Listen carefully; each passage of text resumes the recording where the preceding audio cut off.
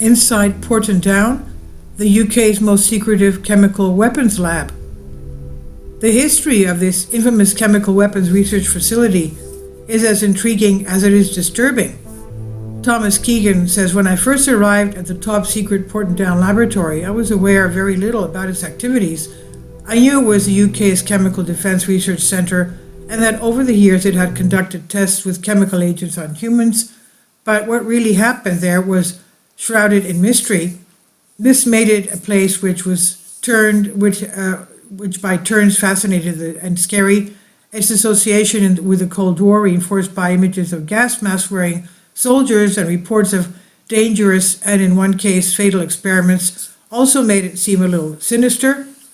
The shroud of secrecy resulted in it being the subject of some lively fiction, such as The Satan Bug by Alistair MacLean, which revolves around the theft of two deadly germ warfare agents from a secret research facility, and in the Hounds of Baskerville episode BBC drama Sherlock, in which the hero uncovers a sinister plot involving animal experiments. Even Porton's own publicity material recognizes that there were secret exists, imagination can take flight, and attests to no aliens, either alive or dead, have ever been taken there or any other defense, science, and technology laboratory site.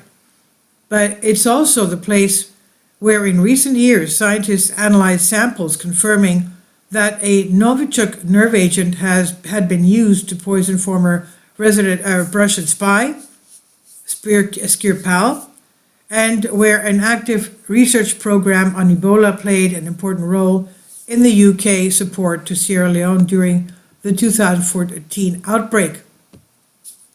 So what is the truth? Over 3 years, my research took me into the heart of the mystery as I studied its extensive historic archive. The reality was not as I expected. I came across no aliens, but I did discover records of experiments that ran from the ordinary through to the bizarre, and sadly, in one isolated case, the lethal. Now, bar some signs announcing that it as the Defense Science and Technology Laboratory, DSTL, of the Ministry of Defense, the road is devoid of obvious security. No barriers block entries.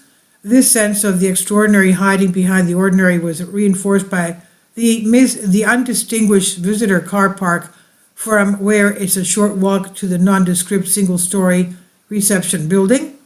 There's also, perhaps unusually for a government chemical weapons research center, a bus stop next to the main gate, from where you can get the number 66 bus to Salisbury. So on my first visit in 2002, I made that short walk from the visitor car park to the reception and announced myself. I was pleased to find that I was expected and looked into the security camera as bidden, and after a hard stare from the receptionist, I was issued on my first day with a temporary pass, and on it was written, "Must be accompanied at all times," in bright red letters. My contact, Dawn, arrived and led me through the main gate, where security started to become more obvious.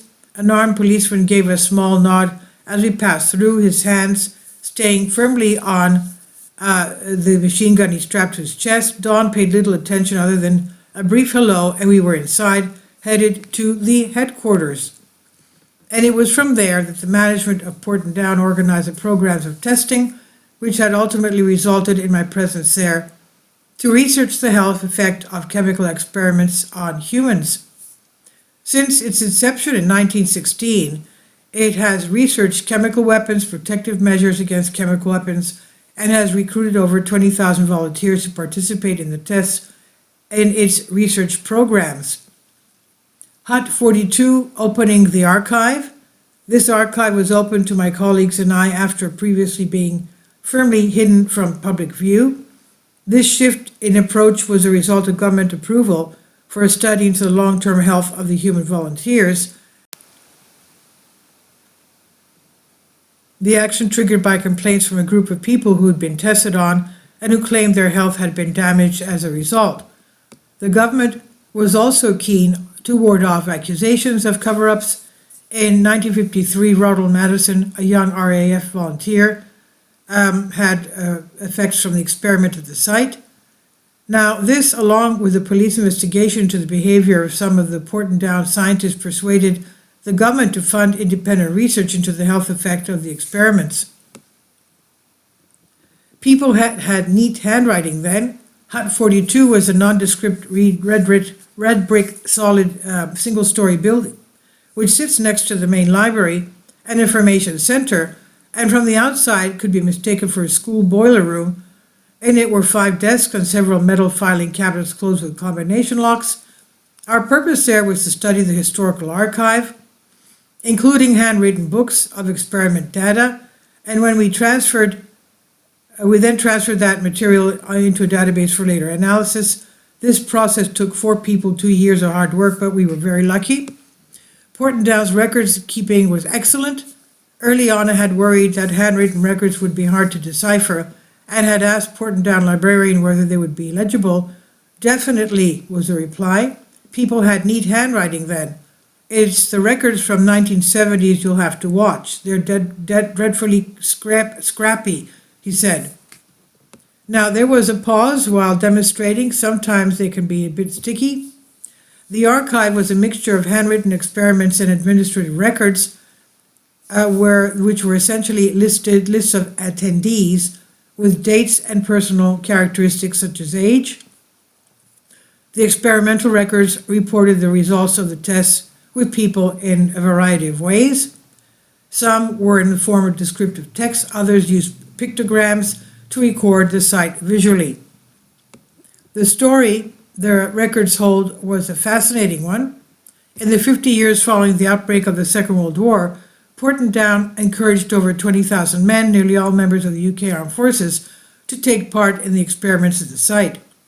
And these men took part in the programs of tests that ran from experiments using liquid mustard gas dropped on bare skin to inhalating nerve agents.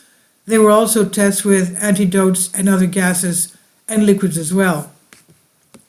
And also chemical experiments. And would you like to sniff it? So there was a box from 1940s training. It was a training tool to help troops recognize different gases on the battlefield. Lewisite was produced in 1918 for use in the First World War, but its production was too late to be used. And other chemicals appeared in the records less frequently. And these agents were relatively standard members of chemical arsenal. In an effort to expand its horizons, Porton Down opened its collective mind in the early 1960s to the usefulness of psychedelics in warfare, tested LSD for its potential as a disruptor of enemy military discipline. The nerve agents as well, and Nazi agents and gin and tonic. This is a very large article, and fatal consequences. In the new era, despite the range of agents which have been developed, chemical weapons have rarely been used by states in conflict, perhaps held back by adherences to the Chemical Weapons Convention or by their difficulty to use.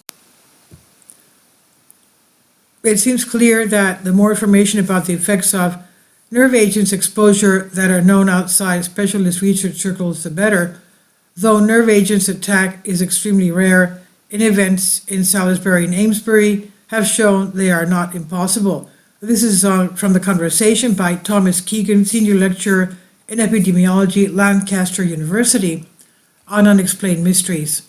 Please leave your comments and thank you for your support. Please support my Patreon account.